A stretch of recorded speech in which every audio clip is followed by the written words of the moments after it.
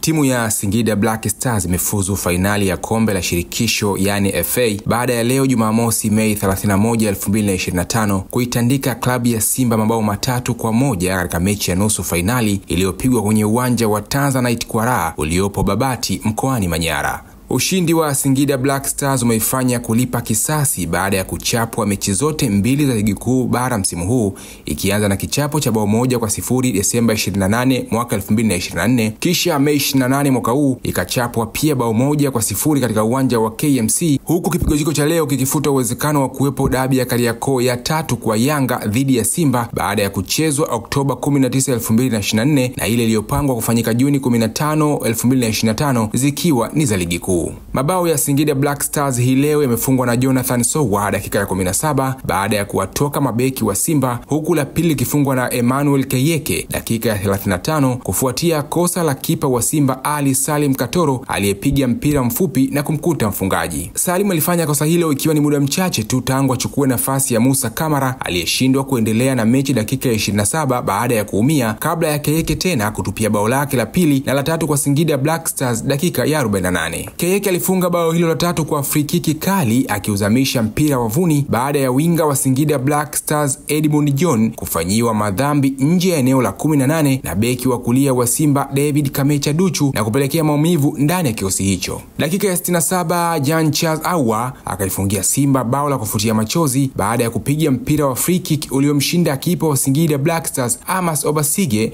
na kuzama wavuni. Ingawa goli hilo alikubadilisha chochote na miamba hiyo kukubali kichapo hicho. Singida kwa sasa inakwenda kukutana na Yanga katika mchezo wa fainali ya kombe la FA itakayochezwa kati ya Juni 26 hadi 28 mwaka huu kwenye uwanja ambao bado haujatangazwa. Kitendo cha Simba kuondolewa katika michuano hiyo kimeifanya kupoteza kombe lingine baada ya hivi karibuni kufungwa katika fainali ya kombe la shirikisho Afrika dhidi ya RS Berkane kwa jumla ya mabao 3-1.